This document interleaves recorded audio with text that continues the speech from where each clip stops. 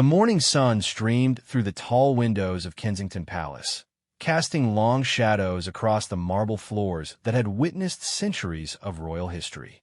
Catherine Middleton, now the Princess of Wales, stood motionless in her private sitting room, her delicate fingers wrapped around a cup of Earl Grey that had long since grown cold. The steam had disappeared hours ago, much like the warmth that once filled these very walls. She gazed out at the perfectly manicured gardens where her children, George, Charlotte, and Louis, had played just yesterday morning. Their laughter still seemed to echo in the crisp October air, a bittersweet reminder of what was about to change forever. The swing set that William had personally installed last summer swayed gently in the breeze, empty now, as if nature itself understood the weight of this moment. Dr. Harrison had delivered the news 3 weeks ago with the clinical precision that medical professionals are trained to maintain, yet Catherine had seen the flicker of genuine sorrow in his eyes. The words still rang in her ears like a death knell. "I'm afraid the cancer has progressed more aggressively than we anticipated. The treatments we discussed are no longer viable options. We're looking at weeks, possibly days." The diagnosis had come as a shock to everyone. Catherine had always been the picture of health and vitality. She ran marathons, practiced yoga religiously, and maintained a diet that would make nutritionists proud. Yet sometimes, life has its own cruel agenda that pays no respect to our careful plans or healthy choices. William had been in Scotland, fulfilling his duties as the Prince of Wales, when she received the call to return to the hospital for additional test results. She had insisted on going alone, not wanting to worry him unnecessarily. Now, as she reflected on that decision, she realized it might have been a mistake. Some burdens are too heavy to carry alone, even for someone trained from birth to bear the weight of public expectation. The palace staff moved through the corridors with unusual quiet that morning. Word had not yet leaked to the press, but somehow the very walls seemed to absorb the gravity of the situation. Mrs. Chun, Catherine's longtime personal assistant, had quietly canceled all public engagement for the foreseeable future, citing a need for private family time. The official statement would come later, but, for now, they existed in a bubble of protective silence. Catherine's phone buzzed softly on the antique writing desk that had belonged to Queen Victoria. A text from her mother, Carol, "Thinking of you, darling. The children are having a wonderful time in Bucklebury. Take all the time you need." Her parents had taken George, Charlotte, and Louis to the Middleton family home in Berkshire the previous evening. The children thought it was just another fun visit with their grandparents. They had no idea their world was about to change in ways they couldn't possibly understand. She picked up the phone and scrolled through dozens of missed calls and messages from friends and family members who had heard whispers of the news. Her sister Pippa had called 6 times since dawn. Her brother James had sent a series of increasingly worried texts. But there was only one person she needed to speak with, and he was currently somewhere over the English countryside, racing home in a helicopter that couldn't fly fast enough.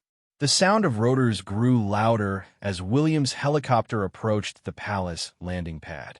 Catherine moved to the window that faced the small helipad, watching as the aircraft descended through the gray morning clouds. Even from this distance, she could see William's figure in the cockpit, probably pushing the aircraft to its maximum safe speed. He had always been an excellent pilot, whether flying search and rescue missions or simply navigating the demands of royal duty. As the helicopter touched down, Catherine felt her heart rate increase. How do you tell the person you love most in the world that you're leaving them? How do you find words for something so fundamentally unfair and incomprehensible? They had weathered so many storms together. The intense media scrutiny during their courtship, the pressures of royal life, the challenges of raising 3 children in the public eye. But this was different. This was beyond their control, beyond their ability to manage or overcome through determination and love. She watched William emerge from the aircraft, his tall frame moving with the purposeful stride she had fallen in love with all those years ago at St. Andrews University. Even in his flight suit, he carried himself with the quiet dignity that had first attracted her to him. But She could see the tension in his shoulders, the way his normally relaxed gait had become urgent and determined. William paused for just a moment before entering the palace, looking up at the window, where he somehow knew she would be waiting. Even across the distance, their eyes met and held. In that wordless exchange, Catherine saw the fear he was trying so hard to hide. She saw the love that had sustained them through 12 years of marriage. She saw the father who would now have to raise their children alone. And she saw the man who would have to learn to say goodbye to the woman who had been his anchor, his partner, his closest friend. The minutes that followed felt like hours. Catherine could hear William's footsteps echoing through the corridors, growing louder as he approached. She knew he would be stopping to speak briefly with Mrs. Chun, getting whatever updates she could provide. He would ask about the children, about the press situation, about all the practical matters that needed attention. But underneath it all, she knew he was simply trying to delay this moment, trying to hold on to the last few seconds before their new reality truly began.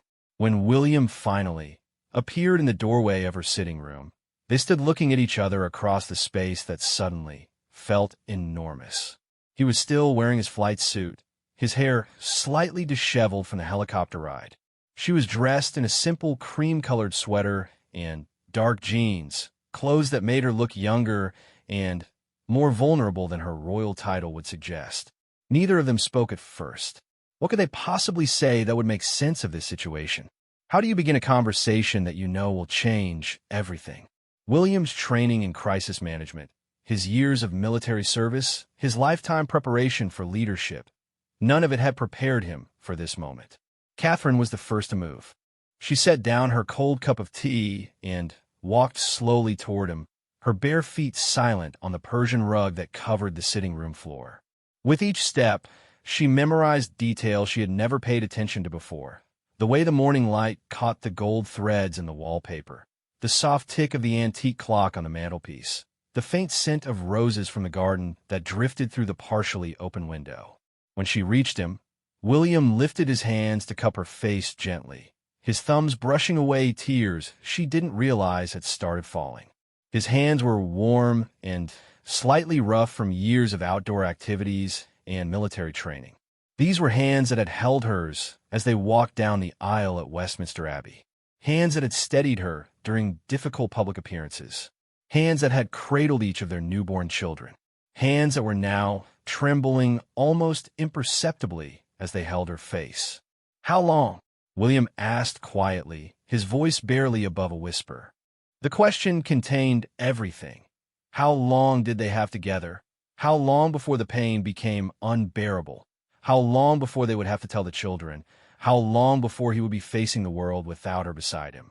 Catherine leaned into his touch, closing her eyes and breathing in the familiar scent of his cologne mixed with the lingering smell of aviation fuel from his flight. "Dr. Harrison thinks perhaps a month," she said softly. "Maybe 6 weeks, if we're fortunate." The words hung in the air between them like a physical presence. 6 weeks to say everything they needed to say. 6 weeks to create memories that would have to last William a lifetime. 6 weeks to prepare their children for a loss no child should have to endure. 6 weeks to live an entire future's worth of love. William pulled her closer, wrapping his arms around her in an embrace that felt desperate and tender at the same time. Catherine could feel the steady beat of his heart against her chest, a rhythm that had comforted her through countless nights over the years. She wondered if he could feel how much thinner she had become in recent weeks, how the illness was already changing her body in ways that no amount of makeup or carefully chosen clothing could hide. They stood there in the morning sunlight, two people who had lived their entire adult lives in the public eye, finally able to be completely honest and vulnerable with each other. No cameras, no protocols, no expectations from a nation that looked to them as symbols of stability and tradition. Just William and Catherine, facing the most private and devastating challenge of their lives. "The children," Catherine said eventually, her voice muffled against William's shoulder. "We need to tell them something. George has started asking why I've been spending so much time at the hospital." William nodded, though neither of them moved from their embrace. At 15, George was old enough to sense that something serious was happening, but still young enough to hope that adult problems could be solved if everyone just tried hard enough.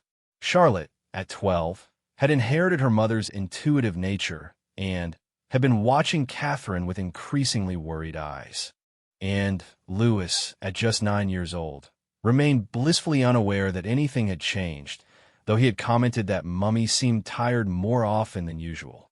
"We'll tell them together," William said firmly.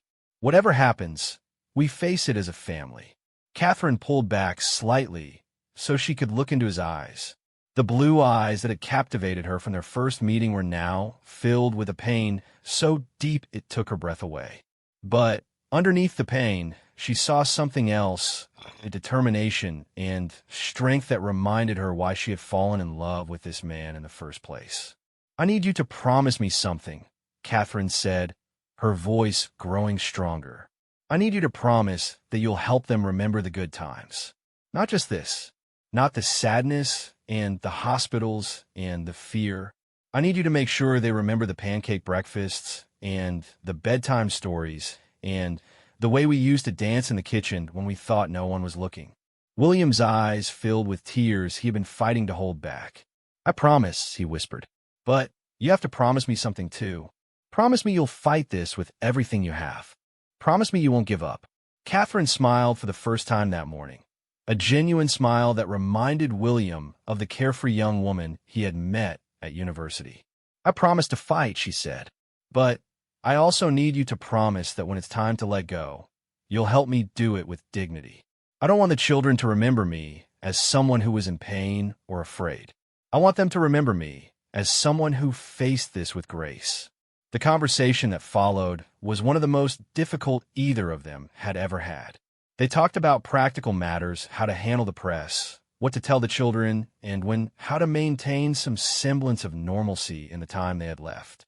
They discussed Catherine's wishes for treatment, her desire to spend as much time as possible at home rather than in hospitals, her hopes for how the children would be supported after she was gone. But they also talked about love, about the unexpected romance that had blossomed between a future king and a middle-class girl from Berkshire, about the way their partnership had evolved and strengthened over the years, about the pride they felt in the family they had created together.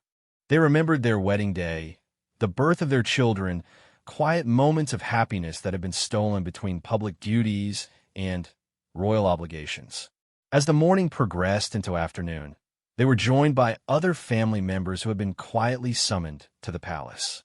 William's father, King Charles, arrived with Queen Camilla, their faces bearing the weight of having lived through similar devastating losses. Charles embraced Catherine with the warmth of a father, not a king, while Camilla's eyes filled with tears for the young woman who had brought such joy and stability to her stepson's life. Catherine's parents arrived shortly after, her mother Carol immediately taking charge in the way mothers do during times of crisis. Michael Middleton, usually reserved and quiet, seemed to have aged years in the short time since receiving the news. Pippa and James completed the small circle of family members who would form Catherine's support system in the weeks to come. The presence of family brought both comfort and additional pain. Catherine could see her future reflected in their faces, the grief William would carry, the void that would exist in family gatherings, the way holidays and celebrations would forever be marked by her absence. But she could also see the love and support that would surround William and the children, the network of people who would help them navigate the impossible path ahead. As evening approached, the difficult decision was made to bring the children home from Bucklebury. They deserved to hear the truth from their parents rather than overhearing whispered conversations or sensing the change in atmosphere around them. The family would have dinner together, maintain their normal evening routine as much as possible, and then William and Catherine would sit down with each child individually to share the news in an age-appropriate way. The last few hours of that day were both precious and heartbreaking. Catherine helped Charlotte with homework, listened to Louis practice piano, and had a long conversation with George about his upcoming exams at Eton. William took photos, casual, unstaged images of his family simply being together. Neither of them mentioned it, but they both understood that they were beginning the process of creating final memories, gathering moments that would have to sustain them through the dark days ahead. As night fell over Kensington Palace, Catherine stood once again at the window of her sitting room, but this time she was not alone. William stood behind her, his arms wrapped around her waist, both of them looking out at the garden where their children's laughter had filled the air just that morning. Tomorrow would bring new challenges, difficult conversations, and the beginning of a journey neither of them wanted to take. But tonight, they had each other. Tonight, they were still a complete family. Tonight, love was stronger than fear, hope was more powerful than despair, and the future, however uncertain, still belonged to them. In the quiet darkness of their private world, William and Catherine held each other close and prepared to face whatever came next with the same courage and grace that had carried them through everything life had thrown at them so far. The story of their wordless goodbye was just beginning, but it was also a story about the power of love to transcend even the most devastating circumstances. It was a story about family, about sacrifice, about finding meaning in loss. Most of all, it was a story about two people who had promised to love each other for better or worse, in sickness and in health, and who were about to discover just how deep and transformative that love could be. The following weeks transformed Kensington Palace into something it had never been before, a home where every moment mattered more than royal protocol. Catherine had made the decision early on that she would not spend her remaining time confined to a hospital bed or trapped in a cycle of treatments that offered little hope and would steal precious days from her family. Instead, she chose to live as fully as possible within the constraints of her failing health. Dr. Harrison visited daily now, along with a carefully selected team of nurses who understood the unique circumstances of caring for a member of the royal family. But their presence was discreet, almost invisible, as Catherine insisted that her home remain a place of life and love rather than a medical facility. The children needed to see their mother as she had always been: warm, engaged, and present, not as a patient defined by her illness. William had quietly rearranged his entire schedule, delegating responsibilities wherever possible and canceling all non-essential engagements. The official explanation was that the Prince and Princess of Wales were taking some private family time, but those close to the palace understood the true reason for their sudden withdrawal from public life. The king had been informed of the situation and had immediately offered whatever support was needed, including taking on additional duties to allow William to focus entirely on his family. Morning routines became sacred rituals. Catherine still woke early, though the effort required was increasing each day.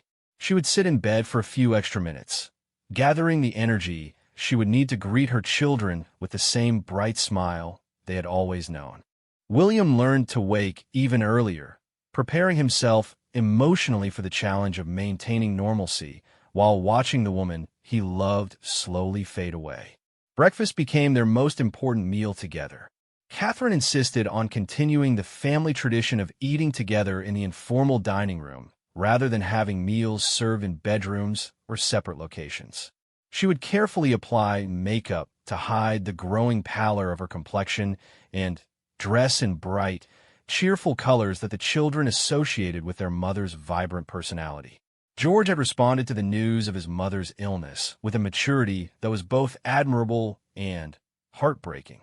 At 15, he understood the seriousness of the situation, but struggled with feeling helpless in the face of something so beyond his control.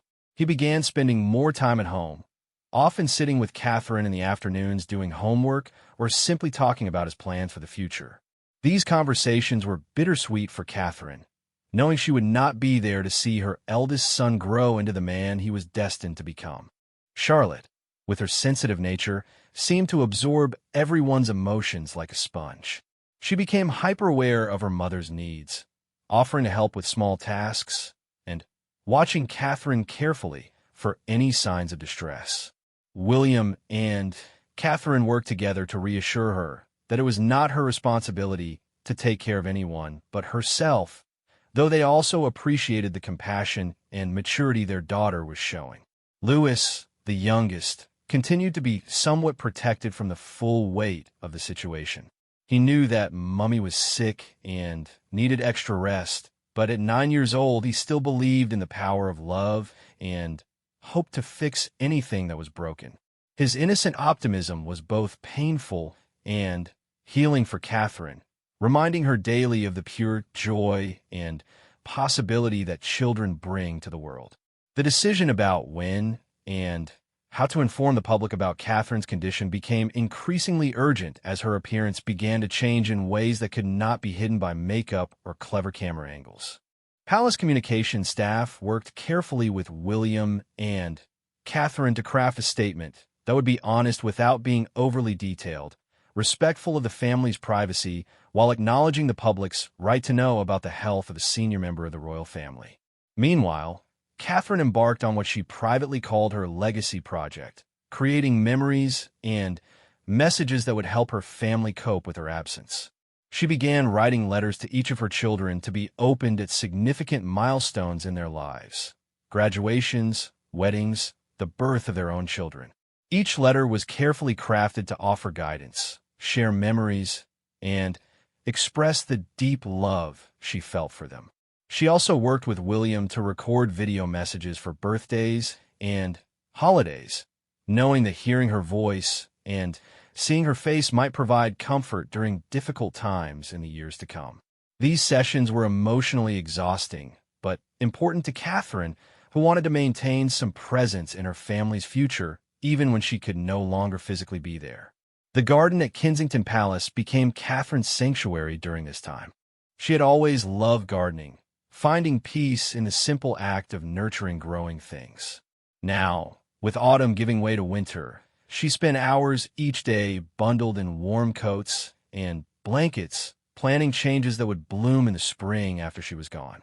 William understood that this was her way of continuing to care for her family, ensuring that they would be surrounded by beauty and reminders of her love. One particularly meaningful afternoon, Catherine worked with Charlotte to plant tulip bulbs in a special corner of the garden. They chose varieties in Charlotte's favorite colors, deep purple and bright yellow, and Catherine explained how the bulbs would rest through the winter and emerge as beautiful flowers in the spring.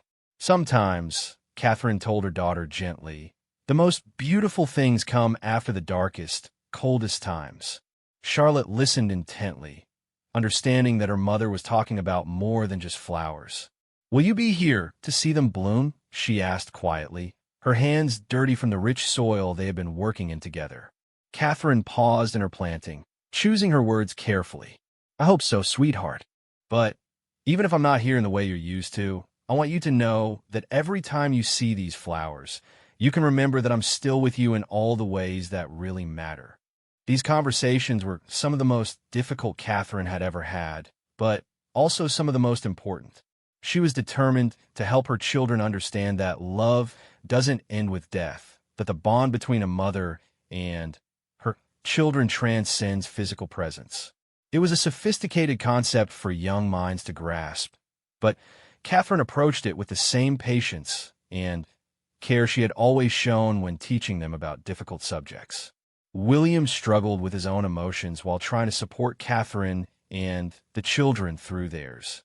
He found himself watching Catherine constantly, memorizing the way she moved, the sound of her laugh, the expressions that crossed her face throughout the day. He began taking photographs obsessively, not the formal portraits that would eventually be shared with the public, but candid images of Catherine reading to Louis, helping Charlotte with school projects, discussing world events with George. The couple's relationship deepened in ways they had never expected during this time. Stripped of the usual distractions of royal duties and public appearances, they spent hours simply talking about their hopes and fears, their memories of happier times, their concerns about the future. They discussed practical matters too, how William would handle single parenting, what traditions Catherine wanted him to maintain, how to help the children stay connected to her family after she was gone. One evening, after the children had gone to bed, William found Catherine sitting at her writing desk, working on something she quickly tried to hide when he entered the room. When he gently asked about it, she reluctantly showed him what she had been writing, a letter addressed to the woman William might eventually marry in the future. "I know this seems strange," Catherine said, her cheeks flushed with embarrassment. "But I kept thinking about how difficult it would be for someone to come into our family, to try to be a mother to our children while knowing they could never replace me. I wanted her to know that I would be grateful to her, not threatened by her presence in their lives." William was overwhelmed by the generosity and forward-thinking nature of this gesture. Even facing her own mortality, Catherine was thinking about the well-being of people she had never met, ensuring that any future relationships in William's life would not be complicated by feelings of guilt or competition with her memory. The letter was thoughtful and gracious, offering blessing and guidance to a hypothetical future stepmother, while also clearly expressing Catherine's hopes for how her children would be treated and remembered. It was perhaps the most selfless act in a life that had been filled with service and sacrifice for others. As Catherine's strength continued to decline, the family adapted their routines to accommodate her changing needs. Movie nights moved from the family room to the master bedroom, where Catherine could remain comfortable while still participating in this cherished tradition. Meals became simpler and more frequent as Catherine's appetite decreased, and she found it easier to eat small amounts throughout the day rather than traditional larger meals. The palace staff, many of whom had worked for the family for years, struggled with their own grief while maintaining the professional demeanor required of their positions. Mrs. Chun, Catherine's personal assistant, had become more like a family member over the years, and her distress was visible to anyone who knew her well. The household staff began going above and beyond their usual duties, finding small ways to show their love and support for a family that had always treated them with kindness and respect. Security protocols had to be adjusted as well, as Catherine's condition became increasingly visible to anyone who might see her. The usual walks in Kensington Gardens became impossible, and even movements within the palace grounds required careful planning to avoid unwanted attention from paparazzi with long-range lenses. The pressure from the media was relentless, despite the palace's request for privacy during this difficult time. Rumors and speculation filled tabloid pages daily, with photographers stationed constantly outside the palace gates, hoping for any glimpse of the royal family. William found himself struggling with anger and frustration at this invasion of privacy during the most vulnerable period of their lives. One particularly difficult day, when Catherine was too weak to leave her bed, William made the decision to release a carefully crafted statement to the press. Working with the palace communications team, he authored a message that acknowledged Catherine's serious illness without providing details that would satisfy the tabloid's hunger for information. "The Princess of Wales is receiving treatment for a serious medical condition," the statement read. "We are grateful for the love and support we have received from people around the world during this challenging time. We ask that you continue to respect our family's privacy as we navigate this difficult period together." The statement was met with an outpouring of support from across the globe. Flowers, cards, and letters began arriving at the palace gates in unprecedented numbers. People from all walks of life shared their own stories of loss and healing, offering words of comfort and solidarity to a family they had never met but felt connected to through years of public service. Catherine insisted on reading as many of these messages as possible, finding strength and inspiration in the kindness of strangers. She was particularly moved by letters from children who had faced their own health challenges, from widows offering advice to William about grieving while parenting, and from healthcare workers sharing their perspectives on finding meaning in the face of illness and loss. One letter that particularly touched Catherine came from an elderly woman in Scotland who had lost her own daughter to cancer years earlier. "The pain never goes away completely," the woman wrote, "but love is stronger than pain. Your children will carry your love with them always, and that will be enough to see them through even their darkest days. Reading these messages became a daily ritual for Catherine, connecting her to a broader community of people who understood suffering and loss. She began dictating responses to some of the letters, particularly those from children, wanting to offer whatever comfort and encouragement she could even as she faced her own struggles. As winter deepened and Catherine's condition continued to deteriorate, the family faced the reality that time was becoming increasingly precious. Each day brought new challenges, but also new opportunities to express love, share memories, and strengthen the bonds that would have to sustain William and the children in the difficult years ahead. The story of their wordless goodbye was unfolding not in grand gestures or dramatic moments, but in the quiet accumulation of ordinary days made extraordinary by love and presence. In learning to say goodbye, Catherine and William were also learning to say hello to a different kind of love, one that would transcend physical presence and live on in the hearts and memories of those left behind. Christmas arrived like an unwelcome reminder of time's relentless passage. Catherine had always been the architect of the family's holiday celebrations, transforming Kensington Palace into a wonderland of twinkling lights, evergreen garlands, and carefully chosen decorations that created magic for the children while maintaining the dignity expected of a royal residence. This year, the approaching holiday felt like both a gift and a burden, possibly Catherine's last Christmas with her family, but also an opportunity to create memories that would comfort them for years to come.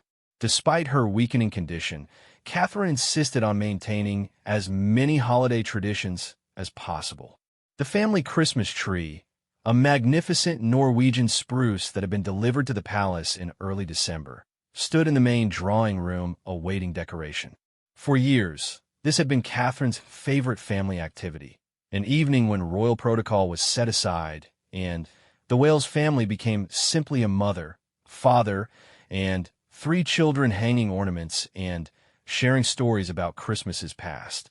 William watched with a mixture of admiration and heartbreak as Catherine summoned energy she barely possessed to make this Christmas special for their children.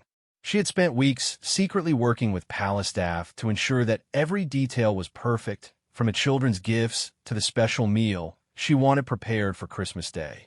Even as her body failed her, her spirit remained focused on caring for her family. George, now fully aware of the gravity of his mother's condition, approached the holiday season with a maturity that sometimes made William's heart ache. At 15, he was old enough to understand that this might be their last Christmas together as a complete family, and he threw himself into holiday preparations with an intensity that was both touching and concerning. He helped Lewis write his letter to Father Christmas, assisted Charlotte in making handmade gifts for family members, and spent hours talking with Catherine about holiday memories from his childhood. Charlotte had become increasingly clingy as her mother's condition worsened, often sitting quietly beside Catherine's bed in the evenings, sometimes reading aloud, sometimes simply holding her mother's hand. She had developed an almost supernatural ability to sense when Catherine was having a difficult day, appearing at her mother's side with a cup of tea, a warm blanket, or simply a gentle hug when it was needed most. Lewis, protected by his youth and natural optimism, continued to approach the holidays with the uncomplicated joy that only children possess. He made elaborate plans for Christmas morning, created artwork to decorate Catherine's bedroom, and maintained an unwavering belief that Christmas magic could fix anything that was wrong in his world. His innocence was both a blessing and a source of additional pain for Catherine, who knew she would not be there to protect that innocence as he grew older and faced disappointments that couldn't be healed with love and hope alone. The annual Christmas card photo session, usually a light-hearted affair that resulted in dozens of outtakes and plenty of laughter, became an exercise in careful planning and patient waiting for Catherine to feel strong enough to participate. The palace photographer, who had worked with the family for years, understood the importance of capturing what might be their final family portrait together. They settled on a simple, intimate setting in Catherine's favorite sitting room, with natural light streaming through the windows and the family arranged casually on a sofa near the fireplace. Catherine wore a deep blue dress that complemented her eyes and hid how much weight she had lost. William, handsome in a navy suit that matched her outfit, positioned himself beside her with his arm protectively around her shoulders. The children were arranged around them, not in the formal poses typical of royal portraits, but in natural positions that reflected their personalities and relationships. The photographer worked quickly and efficiently, understanding that Catherine's energy was limited. But, despite the circumstances, genuine smiles emerged as the family relaxed into the familiar routine of being together. In the final image that would be sent to hundreds of thousands of people around the world, they looked like exactly what they were, a loving family cherishing their time together. The days leading up to Christmas were filled with small traditions and quiet moments that took on enormous significance. Catherine and William spent an entire afternoon making mince pies together, a tradition Catherine had inherited from her mother. Though Catherine could only stand for short periods and needed frequent breaks, she insisted on completing the task, wanting to ensure that this holiday treat would be available for the children on Christmas morning. As they worked side by side in the palace kitchen, flour dusting their hands and the warm scent of spices filling the air, they found themselves talking about holidays yet to come, Christmases when William would be making these same mince pies with their children, passing down traditions that Catherine had established. It was a conversation that required tremendous courage from both of them, acknowledging a future that Catherine would not be part of while also ensuring that her influence would continue to shape their family celebrations. "I want you to tell them stories," Catherine said quietly as she carefully spooned filling into pastry shells with hands that shook slightly from fatigue. "Not just about holidays, but about everything. I want them to know who I was before I became their mother, what made me laugh, what I dreamed about when I was their age." William nodded, understanding that Catherine was entrusting him with preserving her memory in ways that went beyond photographs and official biographies. She wanted her children to know her as a complete person, not just as the idealized figure they might create in their minds after she was gone. The palace staff had worked discreetly to ensure that Christmas Day would be as normal as possible despite the extraordinary circumstances. The household had been reduced to only the most essential personnel, all of whom had been with the family for years, and could be trusted to maintain both privacy and professionalism during such a sensitive time. Additional security measures have been put in place to prevent any intrusion from media or well-meaning, but overwhelming public attention. On Christmas Eve, Catherine summoned what seemed like her last reserves of energy to read the traditional Christmas story to her children before bed. It was a ritual she had performed every year since George was born, and she was determined not to let illness rob her family of this final shared tradition.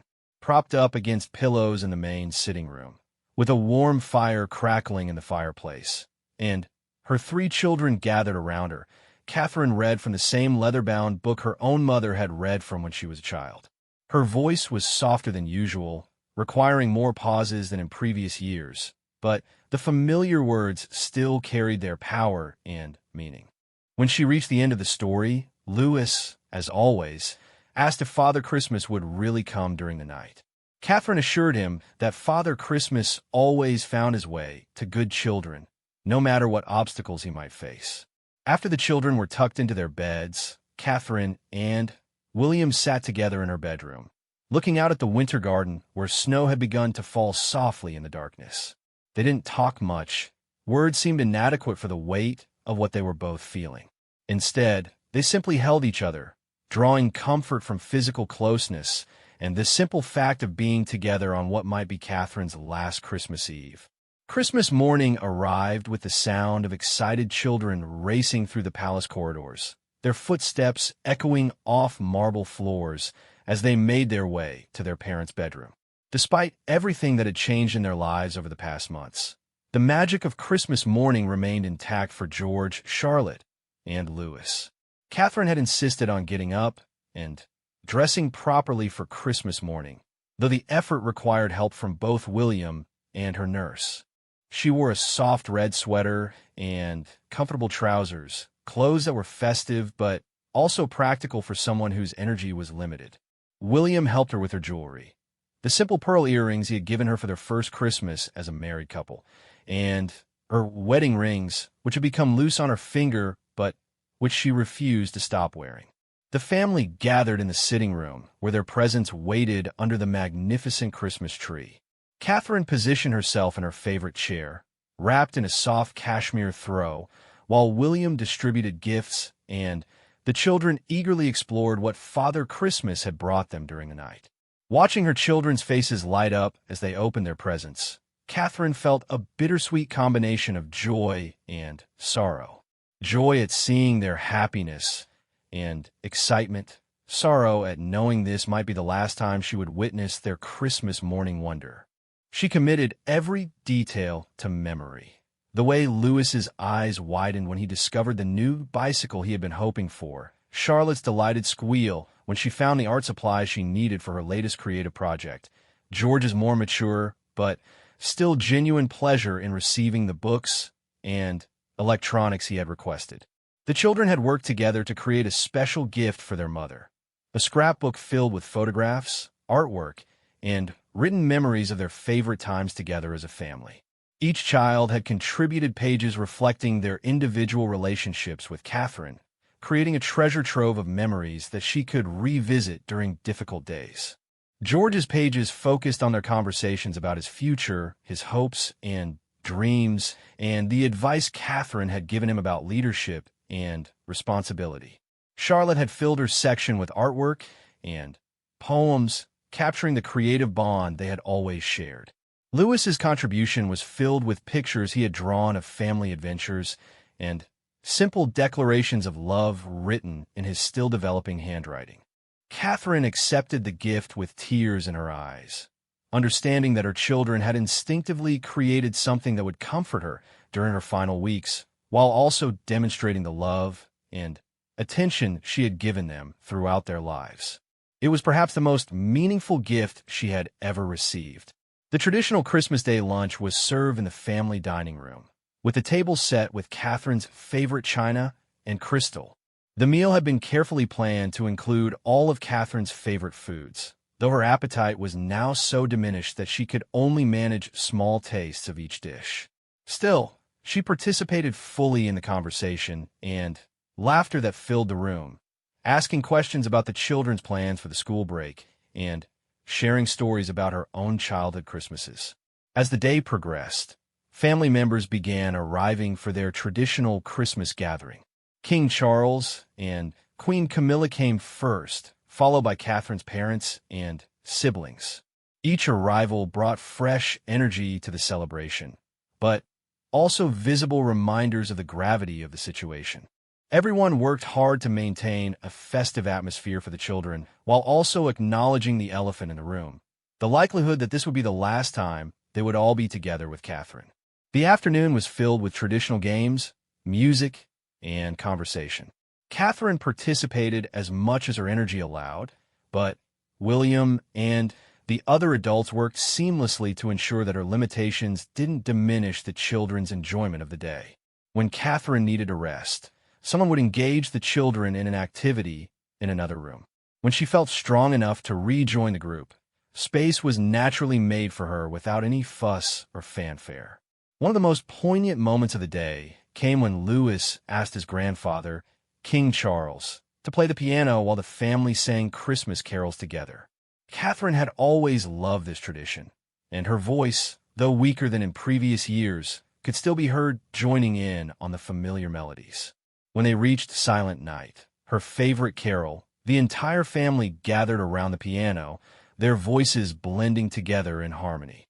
As evening approached, and it was time for the extended family to return to their own homes, Catherine made an effort to have a private moment with each person before they left.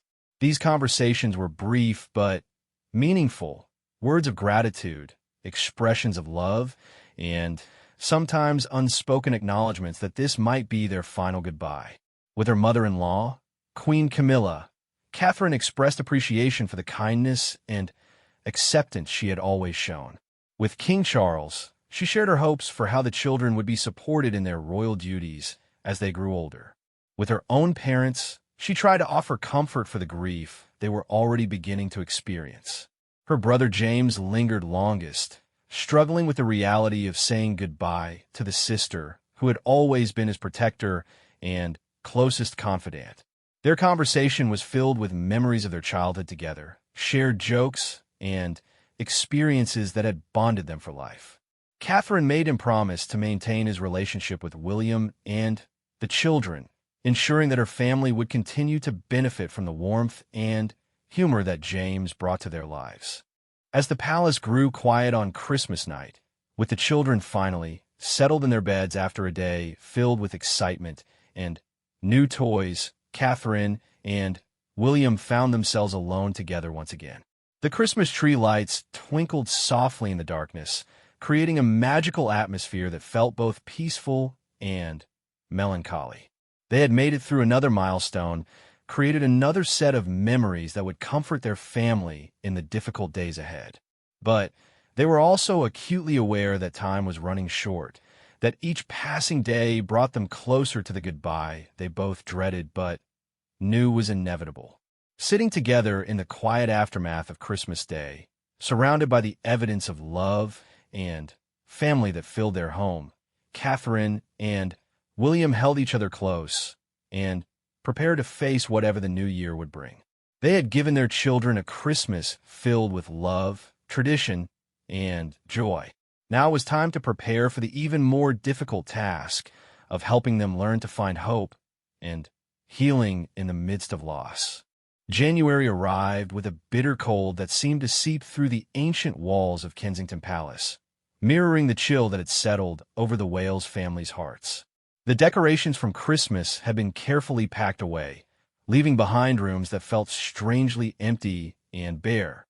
Catherine had insisted that the holiday decorations be removed on schedule, not wanting her illness to disrupt the natural rhythm of family traditions. But their absence made the reality of her declining condition impossible to ignore. The new year had brought with it a noticeable acceleration in Catherine's deterioration. Dr. Harrison's visits became twice daily, and the team of nurses was expanded to provide round-the-clock care. Still, Catherine fought to maintain her dignity and her role as mother and wife, refusing to surrender to the illness until absolutely necessary. William found himself living in a state of constant vigilance, watching Catherine for signs of pain or distress while trying to maintain an appearance of normalcy for the children. Sleep had become elusive for him, as he lay awake listening to Catherine's breathing, afraid that each night might be their last together. During the day, he managed the delicate balance of handling his own emotional turmoil while supporting Catherine and protecting their children from the full weight of what was happening. The children had returned to school after the winter break, a decision Catherine and William had made together despite the difficulty of maintaining normal routines. They agreed that the children needed the stability and distraction that school provided, even if it meant precious time away from home. George, now in his final year at Eton, threw himself into his studies with renewed intensity, perhaps understanding that academic achievement was one way he could honor his mother's memory. Charlotte and Louis adapted to shorter visits home and more frequent phone calls, treasuring each conversation with Catherine even more than before. One particularly difficult evening in mid-January, Catherine suffered a severe episode of pain that required emergency medication and left her unconscious for several hours. William sat beside her bed throughout the night, holding her hand and whispering words of love and encouragement, even though she couldn't hear him. It was during those dark hours that William truly confronted the reality that their time together was measured in days rather than weeks.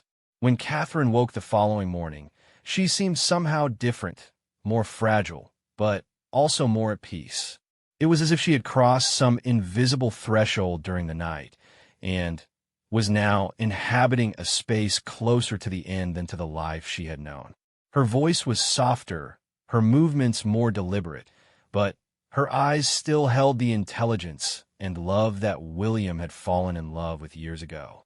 "I need to talk to each of the children," Catherine said quietly that morning, her voice barely above a whisper. "Separately. There are things I need to say while I still can." William understood immediately what Catherine was asking for. Final conversations with each of their children, opportunities to share last words, offer final guidance, and express the depth of her love in ways they would remember for the rest of their lives. It was perhaps the most difficult request she had ever made, but also the most important. They decided to bring the children home from school that weekend, telling them only that Catherine wanted to spend some special time with each of them. George, with his mature understanding of the situation, seemed to grasp the significance of the request immediately. Charlotte and Louis were simply happy for the unexpected opportunity to spend more time with their mother. Catherine's conversation with George took place in her sitting room on Saturday morning, with winter sunlight streaming through the windows and a gentle fire crackling in the fireplace. At 15, George was on the cusp of young manhood, already showing signs of the leader he would one day become. Catherine looked at her eldest child and saw glimpses of both William and herself, but also qualities that were uniquely his own.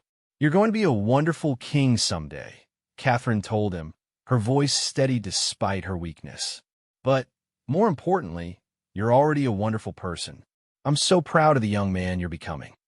George struggled to maintain his composure, but tears leaked from his eyes despite his efforts to appear strong. "I don't know how to do this without you, Mom. How do I take care of Charlotte and Louis? How do I help Papa?" Catherine reached out and took his hand, marveling at how much it had grown since he was a little boy who needed help tying his shoes. "You take care of them by being exactly who you are," she said gently, "by being kind and patient and loving, by remembering that your most important job isn't being a prince or a future king. It's being a good brother and a good son." They talked for over an hour about George's hopes and fears about the responsibilities he would inherit and the normal teenage concerns he still carried. Catherine shared stories about her own adolescence, about the uncertainty and excitement of growing up, about the way love and family provide anchor points during times of change and difficulty. "I want you to know," Catherine said as their conversation drew to a close, "that wherever I am, whatever happens, I will always be proud to be your mother. You have given me more joy than you could possibly imagine." George hugged his mother then, with a desperation that broke her heart and filled it simultaneously. She could feel his shoulders shaking with suppressed sobs, and she held him as tightly as her weakened arms would allow, pouring all her love into that final embrace. Catherine's conversation with Charlotte took place that afternoon in the garden, despite the cold weather. Charlotte had always been Catherine's companion in the garden, sharing her mother's love of growing things and natural beauty. Wrapped in warm coats and blankets, they sat together on a bench near the rose garden where they had spent countless hours over the years. "I want you to keep gardening," Catherine told her daughter. "Not just because I loved it, but because I think it will bring you peace and joy. There's something magical about helping things grow, about creating beauty in the world." Charlotte, now 12 and increasingly aware of the complexities of life, struggled with questions about fairness and faith. "Why did this happen to you, Mummy? You're so good. You help so many people. It doesn't make sense." Catherine considered her answer carefully, understanding that what she said now might shape Charlotte's worldview for years to come. "I don't know why these things happen, sweetheart. I wish I had better answers for you. But I do know that love is stronger than sadness, and that the good we do in the world matters, even when difficult things happen to us." They talked about Charlotte's artistic talents, about the importance of creativity and self-expression, about the way art could provide comfort and meaning during difficult times. Catherine encouraged Charlotte to keep drawing and painting, to use her creativity not just for her own healing, but also to bring beauty and joy to others. I want you to make something beautiful every single day, Catherine said.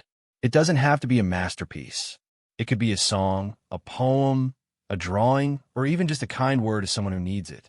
But create something beautiful every day, and you'll help make the world a little bit brighter. Charlotte promised, understanding instinctively that this was more than a request. It was a way of honoring her mother's memory and carrying forward her values and spirit. Catherine's final individual conversation was with Lewis on Sunday morning.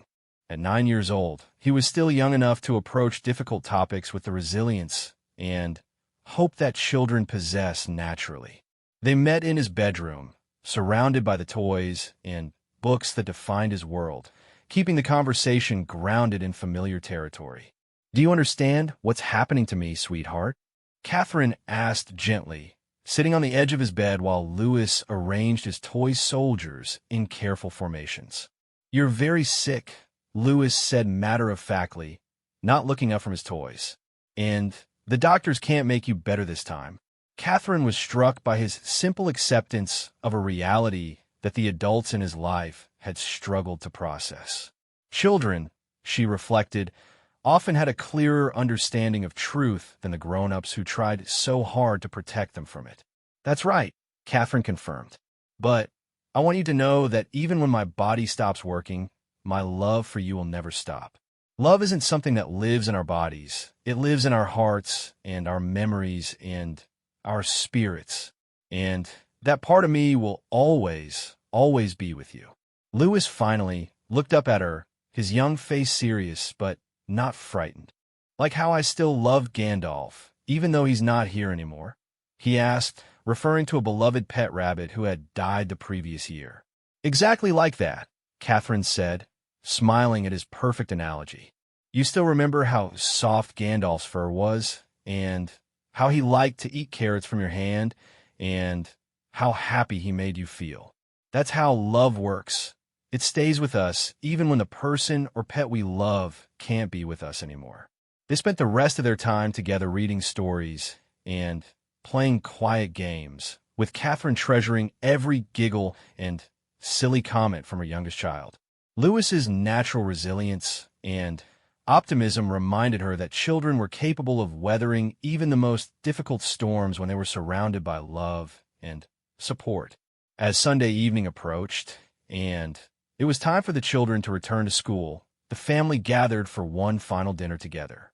Catherine had requested all of their favorite foods, and despite her minimal appetite, she made an effort to participate in the conversation and laughter that had always characterized their family meals. After dinner, as the children prepared for bed before their early morning departure back to school, Catherine asked them all to join her in her bedroom for a final family moment.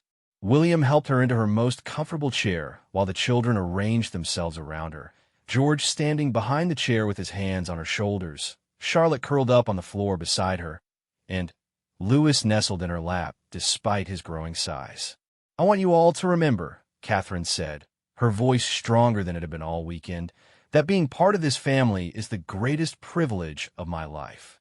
You have made me so happy, and I'm so proud of each of you. Whatever happens, I want you to take care of each other, and remember that love is the most important thing we can give and receive in this life."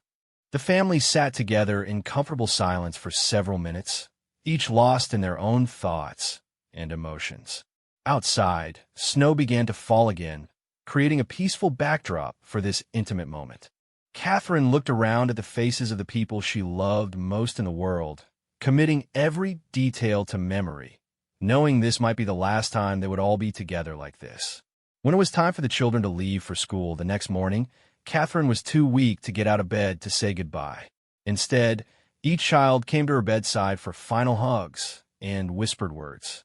The goodbyes were heart-wrenching, filled with the unspoken knowledge that they might not see their mother alive again. In the days that followed the children's departure, Catherine's condition declined rapidly.